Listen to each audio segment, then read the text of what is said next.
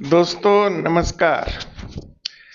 भारत सरकार ने QRSAM यानी quick response air defence missile system अपने इंटीग्रेटेड मिसाइल डिफेंस में शामिल कर लिया है। यह DRDO तथा भारत में निर्मित है। इसकी कीमत 30,000 करोड़ रुपए है। इसकी 5 यूनिट है जो भारतीय सेना में शामिल हो जाएंगे। आज बेल्जियम में विदेश मंत्री एस जयशंकर ने घोषणा की है कि कोई भी अगर भारत के विरुद्ध षड्यंत्र करेगा या हिमाकत करेगा या उग्रवाद जैसी घटना करेगा तो उसे पाताल से भी खोज कर निकालेंगे और उसे ठोकेंगे। इस घोषणा के बाद पाकिस्तानी राजनेता, पत्रकार और जनता की जो प्रतिक्रिया है उसे देखकर आपका सीना चौड़ा हो जाएगा और आप हंसी से ठहाके लगाएंगे। वीडियो को लाइक करिए, शेयर करिए, सब्सक्राइब करिए। And we are coming after you wherever you are. Just because you are 300 kilometers inside Pakistan doesn't mean you have impunity. उसकी मेंटालिटी को देखें कि वो अगर किसी चीज के पीछे लगता है तो पीछे नहीं हटता। ठीक है, बिल्कुल सही। तगड़ा प्राइम मिनिस्टर है, ऐसा नहीं है कि कमजोर प्राइम मिनिस्टर हम उसको कह सकते हैं कि तुम हमारे अंदर देश में घुस के आतंकवाद की वारदात करके न्यूक्लियर अम्ब्रेला में बैठ के अपने आप को सेफ समझ रहे हो तो तुमको बिल में जहां तुम छुपे हो वहीं पे मारा जाएगा, वहीं पे ठोका जाएगा। और ठोक भी दिया, और वो उसको ठोक दिया गया। और ठोकने के साथ साथ हमारे जो सिस्टम्स हैं उनकी कैपेबिलिटी क्या है वो सारी दुनिया को बता दिया गया है। वो तमाम के तमाम मिसाइल पाकिस्तान क्यों पहुंचे, उन्होंने अपने हदफ जो थे उनको टारगेट कैसे बनाया, पाकिस्तान के 31 या 35 या 40 जो भी हतमी नंबर है वो लोग क्यों शहीद हुए, उन शहीदों का खून किस किस के हाथ पर तलाश करना है। क्योंकि उस जिसका खतरा है, एस्केलेशन का खतरा है कि इंडिया की तरफ से एस्केलेशन होगी। जहां छोड़ के गए से आगे बढ़ेंगे अगली दफा। तो वो कह रहे हैं हम we will strike deep inside. So इससे मुराद क्या है? इससे मुराद है टेरर फैलाना। इससे मुराद ये है to give a message to the countries in the region, look how capable India is. और हम बकरी हो गए, और अगर नहीं होते तो और भी शायद नुकसान होता। जो कुछ हो रहा है अभी, जिस तरीके से बात की जा रही है, अभी एक बार फिर डॉक्टर जयशंकर ने जैसे कहा है कि जी अगर कुछ हुआ भारत में तो फिर हम ये जो कैंप्स हैं या इनके जो भी इनके करता धरता है उनको पाकिस्तान के अंदर जाकर अगर बहुत अंदर की साइड पे पाकिस्तान के एरिया में अगर हुए तो वहां पर भी हिट करेंगे। इंडियन प्राइम मिनिस्टर ने उसने कहा है कि ये अभी ऑपरेशन सिंदूर खत्म नहीं हुआ। अगर हमें पता था कि उन्होंने मिसाइल फेंका है तो हमने उनको रास्ते में क्यों नहीं तबाह किया? वो न्यूक्लियर भी तो हो सकता था, या हमें कैपेबिलिटी नहीं है गिराने की। अगर कैपेबिलिटी नहीं है तो ये तो परेशानी की बात है, क्योंकि कल को इंडिया ने ये चीज चेक कर ली कि हमें कैपेबिलिटी नहीं है तो कल को न्यूक्लियर भी खुदा न खास्ता मार सकता है।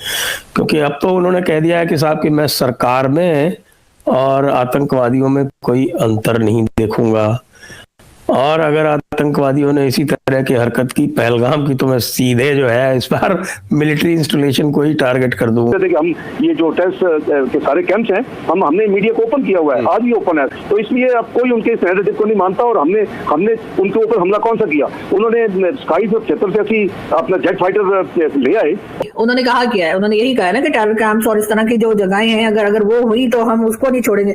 आप वो जगह खत्म कर दीजिए, आप अपने हाथ से अपने घर में सफाया कर लीजिए ताकि आपको भी नुकसान ना हो, आपके पड़ोसी को भी नुकसान ना हो, तो उसको भी ये कहने की जरूरत ना पड़े। एक्सटर्नल अफेयर डॉक्टर जयशंकर ने पाकिस्तान को एक बड़ी तगड़ी किस्म की धमकी लगाई है और उन्होंने कहा जनाब कि हम आपके ऊपर जो है ना वो हम हमला कर देंगे, we will go deep inside Pakistan. ये देखिए, तो दिस इज व्हाट बेसिकली ये एक उन्होंने बेल्जियन न्यूज़पेपर को इंटरव्यू दिया और उन्होंने सीधा सीधा ये कह दिया कि भैया हम आपको इग्नोर नहीं करेंगे, ठीक है, और हम आपको will go deep inside. So doctor Jaishankar basically is taking a tough line on Pakistan and that tough line is definitely makes the case कि इंडिया समझता है कि nobody can stop us, nobody can tell us, nobody can educate us, nobody can warn us, nobody can tell us what to do and what not. हमें कोई बंदा ये ना बताए हमने क्या करना है।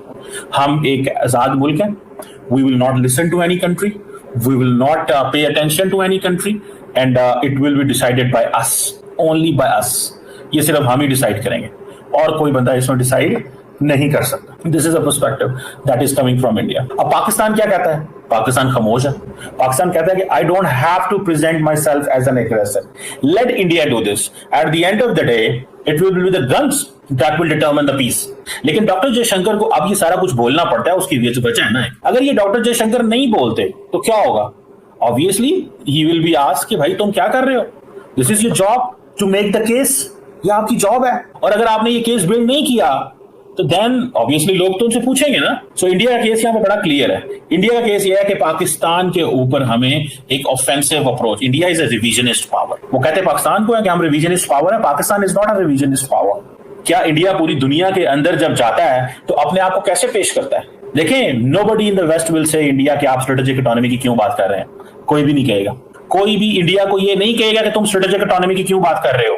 सो मुझे ऐसा लगता है कि इंडिया पाकिस्तान के ऊपर ये जो ऑफेंसिव कर रहा है इसकी एक डोमेस्टिक नीड है, और वो उस अपनी डोमेस्टिक नीड को देखते हुए सारा कुछ कर रहे हैं। दे ऑल्सो बिलीव कि now is a time that India has to project itself as a power at least against Pakistan. They can't showcase this power against Maldives, against Sri Lanka, against Nepal, against Bangladesh maybe. So the only country is Pakistan. So वो कह रहे हैं हम we will strike deep inside. So इससे मुराद क्या है? इससे मुराद है टेरर फैलाना। इससे मुराद ये है to give a message to the countries in the region, look how capable India is.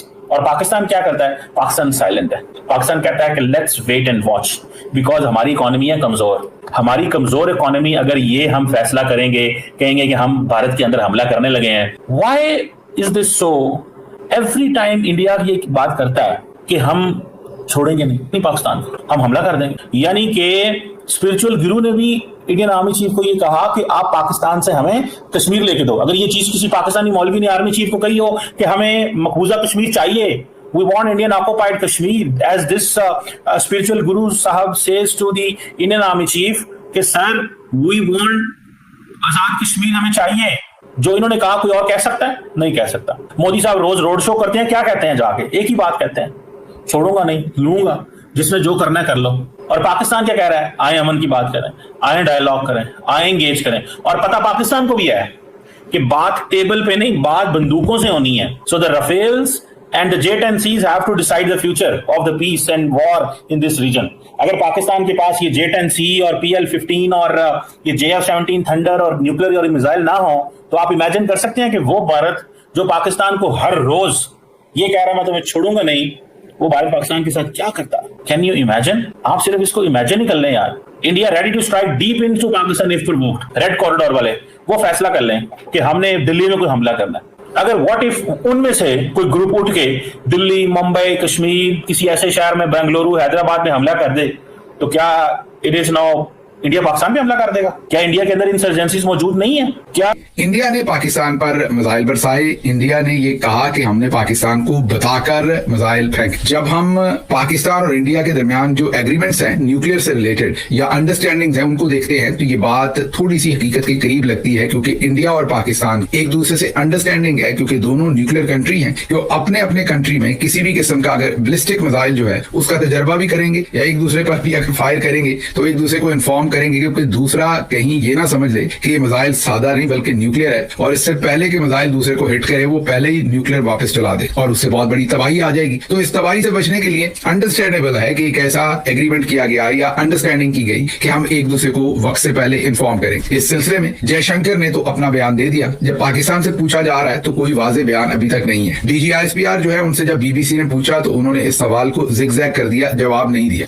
लेकिन अब इसमें से बड़े इंपॉर्टेंट सवाल निकलते हैं। नंबर 1, अगर इंडिया ने बता दिया और हमें पता था तो फिर हमने उन मिसाइलों को क्यों नहीं गिराया? तो तमाम के तमाम मिसाइल पाकिस्तान क्यों पहुंचे? उन्होंने अपने हदफ जो थे उनको टारगेट कैसे बनाया? पाकिस्तान के 31 या 35 या 40 जो भी हतमी नंबर है वो लोग क्यों शहीद हुए? उन शहीदों का खून किस किस के हाथ पर तलाश करना है अगर हमें पता था और हमने उन मिसाइलों को नहीं गिराया। अच्छा, इसके बाद एक और सवाल आता है, अगर हमें पता था कि उन्होंने मिसाइल फेंका है तो हमने उन पर इतना ट्रस्ट कैसे कर लिया कि वो मिसाइल सादा ही है, चलो खैर है आन दो। हमने हमने उनको रास्ते में क्यों नहीं तबाह किया, वो न्यूक्लियर भी तो हो सकता था। इतनी ज्यादा हमारा ट्रस्ट इंडिया के ऊपर कैसे आ गया? फिर अगला सवाल इसमें से ये भी निकलता है कि अगर हमें पता था और हमने नहीं गिराए तो क्या हमने किसी अंडरस्टैंडिंग की वजह से नहीं गिराए, या हमें कैपेबिलिटी नहीं है गिराने की? अगर कैपेबिलिटी नहीं है तो ये तो परेशानी की बात है, क्योंकि कल को इंडिया ने ये चीज चेक कर ली कि हमें कैपेबिलिटी नहीं है तो कल को न्यूक्लियर भी खुदा न खास्ता मार सकता है। और अगर कैपेबिलिटी है और हमने फिर भी नहीं गिराए तो फिर ये उससे भी बड़े सवाल को जन्म देता है कि फिर मामला क्या है। और अगर उन्होंने इन्फॉर्म नहीं किया तो फिर इंडिया ने कैसे रिस्क ले लिया एक न्यूक्लियर पावर के ऊपर मिसाइल फेंकने का? उनको ये डर नहीं लगा कि जब उन्होंने मिसाइल फायर किया तो पाकिस्तान सोच सकता था कि एटमी हमला कर दिया, पाकिस्तान ने वापस उनसे पहले एटमी हमला क्यों नहीं कर दिया? तो बहुत गंभीर सिचुएशन है। इसको इस डॉक्यूमेंट्री वीलॉग में हमने कुछ समझने की और कुछ सवाल उठाने की कोशिश की है, क्योंकि अब तो उन्होंने कह दिया है कि साहब कि मैं सरकार में और आतंकवादियों में कोई अंतर नहीं देखूंगा, और अगर आतंकवादियों ने इसी तरह की हरकत की पहलगाम की तो मैं सीधे जो है इस बार मिलिट्री इंस्टॉलेशन को ही टारगेट कर दूंगा। उसका अर्थ ये है। और उसके अलावा उन्होंने वो IWT जो है इंडस वाटर्स ट्रीटी वो सस्पेंड कर ही दी है। तो ये जो इनका कंसिस्टेंट बिहेवियर खासतौर से जियाउल हक के बात से लगातार जो चल रहा है और 1000 कट्स वाली जो बात है, इसको ये सस्टेन कैसे करेंगे? क्योंकि मोदी जी तो रुकने वाले नहीं हैं जिस तरह से इन्होंने दिखाया। और जब वो पूरा का पूरा अगर नक्शा निकाल लें तो पूरा पाकिस्तान का नक्शा रंगा हुआ है ऊपर से लेके नीचे तक, जो हिट्स उन्होंने खाए हैं। लेकिन उसके बाद भी कहते हैं कि साहब के हमारे यहाँ के लोग और साहब के सरेंडर तो मोदी ने किया है। खैर दैट पार्ट। तो in face of this new Modi doctrine ये कैसे सस्टेन होगा? जी देखिए, अगर आप मोदी जी के आप शुरुआत से लेकर अभी तक की आप देखें, उन्होंने नवाज शरीफ को अपनी स्वेरिंग इन सेरेमनी में बुलाया, ठीक है। देखिए मोदी जी को क्रिटिसाइज करिए, आपको जितना करना है, जिसको भी करना है वो करे, लेकिन मोदी जी ने एक बहुत स्मार्ट डिप्लोमेसी भी की है, मतलब विज़ पाकिस्तान, और उन्होंने बहुत स्मार्ट पॉलिसी भी रखी है। पहली चीज देखिए, उन्होंने नवाज शरीफ को बुलाया अपने स्वेरिंग इन सेरेमनी में।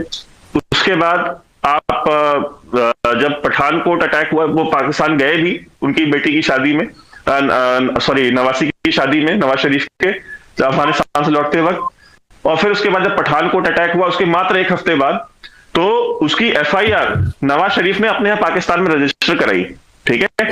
पंजाब के काउंटर टेररिज्म डिपार्टमेंट के भाई मोदी जो है वो अपने असली रूप में बाहर आ गया, और नरेंद्र मोदी जी ने, लेकिन पाकिस्तान की सारी मीडिया पर यह बताया जा रहा है कि नरेंद्र मोदी जी आतंकवादी है। उसने आज खुले खुले में सारे पाकिस्तान के आम लोगों को बोल दिया कि भैया रोटी खाओ नहीं तो गोली दाग दूंगा, या पता नहीं गोली खोपड़ी में उतार दूंगा। पाकिस्तान की मीडिया कुछ ऐसे। देखिए नरेंद्र मोदी जी की कल की बातें मैंने सुनी, आज इसी पे बात करना चाहता हूं। देखिए भारत के पॉलिसीज में काफी ज्यादा चेंजिंग आई है पिछले कुछ महीनों में, और बड़ी तेजी से ये जो है ये पॉलिसियां चेंज हो रही है भारत के अंदर। न सिर्फ पॉलिसियां बल्कि मिलिट्री में, एयरफोर्स में, आर्मी में, नेवी में, जो है पॉलिटिक्स में, सरकार में, हर चीज में नियम ऐसे चेंज हो रहे हैं कि भैया हर हफ्ते आपको एक नई चीज मिल रही है कि भारत की सरकार ने ये नियम खत्म करके ये नियम लागू कर दिया। अगर आपको याद हो कि कुछ टाइम पहले मैंने एक वीडियो बनाई थी, उस वीडियो में ये कहा था कि जिस नियम से भारत चल रहा है कि जब कोई हमला नहीं करेगा तो हमला नहीं करेंगे, जब तक कोई जो है वार नहीं करेगा हम वार नहीं करेंगे, हम डिफेंस जो है मूड में रहेंगे, हम सिर्फ जो है वो